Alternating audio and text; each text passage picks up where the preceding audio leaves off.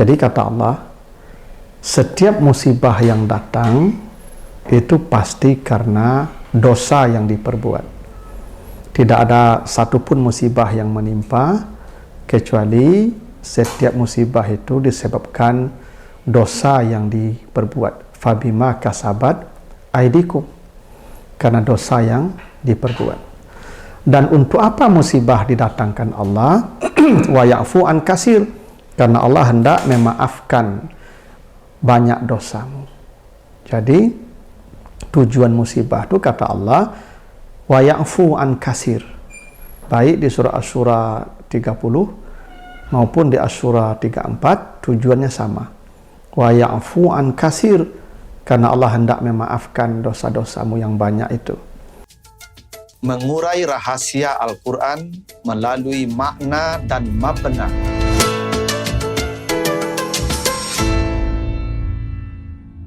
Assalamualaikum warahmatullahi wabarakatuh.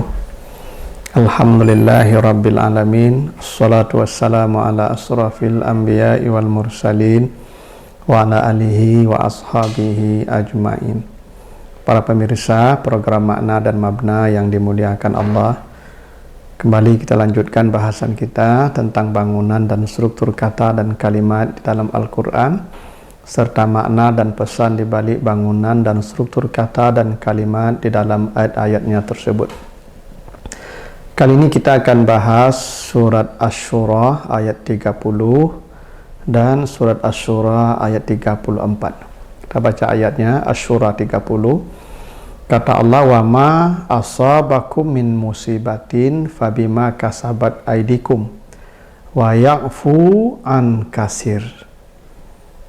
Dan tidaklah ada satupun musibah yang datang menimpamu kecuali karena sebab dosa yang kamu perbuat, dan Allah hendak memaafkan banyak dosamu. Asy-Syura 34 kata Allah, au yubikhunna bima kasabu wa ya'fu an kasir, atau kamu mendapatkan kebinasaan disebabkan dosa yang kamu perbuat dan Allah memaafkan banyak dosamu. Itu artinya surah Asy-Syura ayat 34. Jadi kata Allah, setiap musibah yang datang itu pasti karena dosa yang diperbuat. Tidak ada satupun musibah yang menimpa kecuali setiap musibah itu disebabkan dosa yang diperbuat. Fabima kasabat aidikum, karena dosa yang diperbuat. Dan untuk apa musibah didatangkan Allah? Wa ya'fu an kasir, karena Allah hendak memaafkan banyak dosamu. Jadi tujuan musibah itu kata Allah wa ya'fu an kasir, baik di surah Asy-Syura 30 maupun di Asy-Syura 34 tujuannya sama. Wa ya'fu an kasir, karena Allah hendak memaafkan dosa-dosamu yang banyak itu. Tapi menariknya, coba perhatikan penulisan kata ya'fu di kedua ayat itu. Di ayat 30 surat Asy-Syura, kata ya'fu ditulis panjang dengan waw dan alif. Wa ya'fu itu ada waw dan alif. Wa ya'fu ada waw dan alif. Dan itu normal, sempurna penulisannya. Sementara di surat Asy-Syura 34 wa ya'fu dibuang alif dan wawnya sehingga lebih pendek, wa ya'fu an kasir. Coba perhatikan ya, di ayat 30 itu panjang, wa ya'fu an kasir. Di surat Asy-Syura ayat 34 wa ya'fu an kasir, wawnya alifnya dihilangkan. Kenapa begitu? Nah, di situ ada kaidah semantik ya, bahwa ziyadatu al-mabna tadullu ala ziyadati al-makna. Bertambah bangunan kata, bertambah pula ya kekuatan makna. Berkurangnya bangunan kata itu berkurang pula pada kekuatan makna. Jadi penambahan dan pengurangan itu ada maksudnya. Itu artinya pemotongan dosa yang di surat Asy-Syura ayat 34 itu lebih banyak sehingga hurufnya tinggal lebih sedikit. Wa ya'fu. Sementara pemotongan dosa di surat Asy-Syura ayat 30 itu normal saja, biasa saja. Ya, sebagaimana mestinya pemotongannya. Tapi di surat Asy-Syura 34 pemotongannya lebih banyak. Wawnya dipotong, alifnya dipotong, sehingga tinggallah sedikit hurufnya yang harusnya ya'fu menjadi ya'fu. Kenapa begitu? Karena level musibahnya beda. Di Asy-Syura 30 itu musibahnya biasa aja. Musibah. Ya mungkin sakit atau mungkin kehilangan harta atau mungkin kehilangan keluarga. Ini musibahnya biasa aja. Normal lah.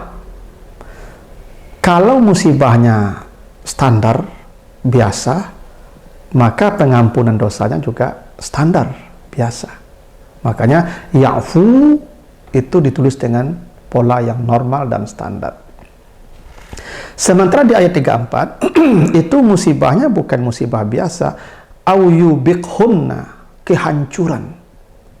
Kehancuran itu mungkin dia mati ditabrak atau mati terkam binatang, atau mungkin mati tenggelam, atau mungkin mati terbakar, atau mati kecelakaan dengan pesawat, dan dia hancur.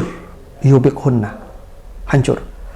Kalau dia mengalami musibah yang begitu berat yang menghancurkan badannya, maka pemotongan dosanya lebih banyak di luar batas yang wajar, sebagaimana kata ya'fu ditulis dalam bentuk yang tidak wajar.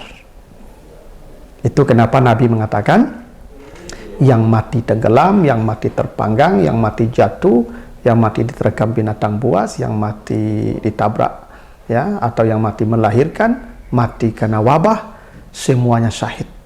Kenapa? Karena semua dosanya sudah hilang. Semua dosanya dihapus. Kenapa? Yubiqhunna, karena kehancuran dan kebinasaan yang dia rasakan ya dengan musibah itu. Jadi semakin berat musibah ditimpakan kepada kita, semakin besar pula jumlah dosa yang dipotong. Semakin berat itu musibah, semakin banyak pula dosa kita dikurangi. Itulah kenapa musibah itu disebut musibah, dari kata asaba. Asaba itu dari kata sawaba. Sawaba itu artinya baik, benar.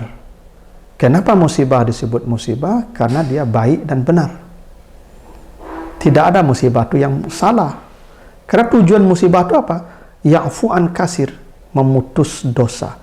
Dan semakin berat musibah dirasakan, maka semakin banyak dosa dikurangi, bahkan bisa habis semua dosa itu.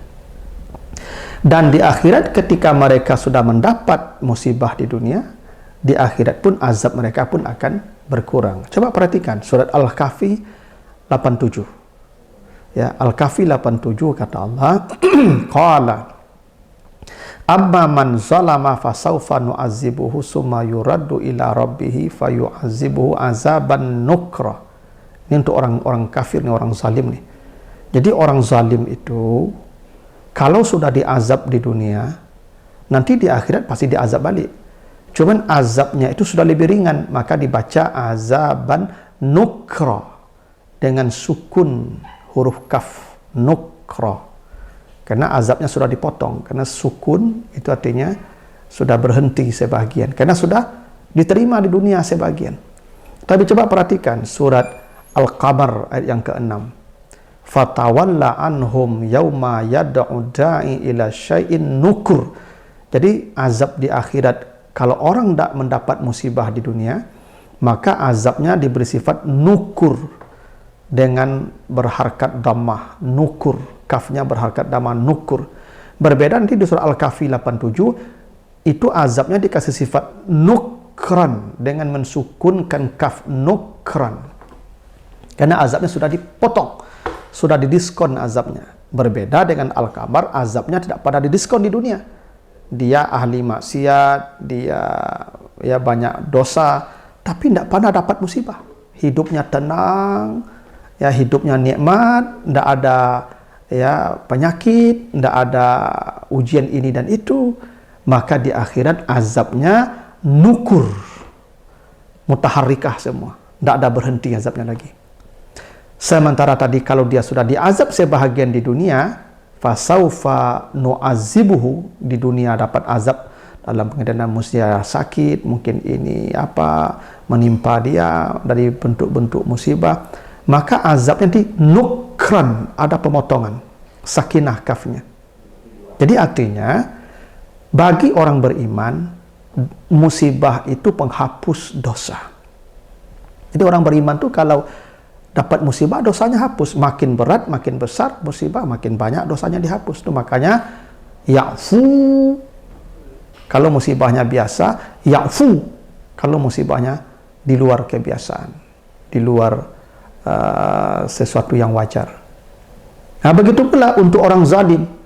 Kalau orang zalim dapat musibah, maka azabnya di akhirat sedikit berkurang. Makanya azabnya nukra, ya, di Al-Kahfi 87. Tapi kalau orang zalim tidak mendapat musibah di dunia, hidupnya tenang saja di dunia ini, tidak ada musibah, padahal dia berbuat zalim banyak, dosanya banyak, maka azabnya nanti nukur, ila syai'in nukur, tidak disukunkan kafnya sebagaimana di surah Al-Kahfi 87, azaban nukra. Jadi orang zalim pun kalau dapat musibah di dunia, itu mereduksi bobot azabnya di akhirat, mengurangi. Kalau orang beriman menghapus dosanya sehingga dia tidak ada lagi azab nanti yang dia rasakan di akhirat. Itulah kenapa ya berbeda penulisan dan bacaan kata ya'fu di Asyura 30 dan ya'fu di Asyura 34. Karena memang bobot musibahnya berbeda. Semakin berat musibah, semakin banyak pemotongan dosa. Begitu, mudah-mudahan ada manfaatnya. Lebih kurang mohon maaf. Assalamualaikum warahmatullahi wabarakatuh.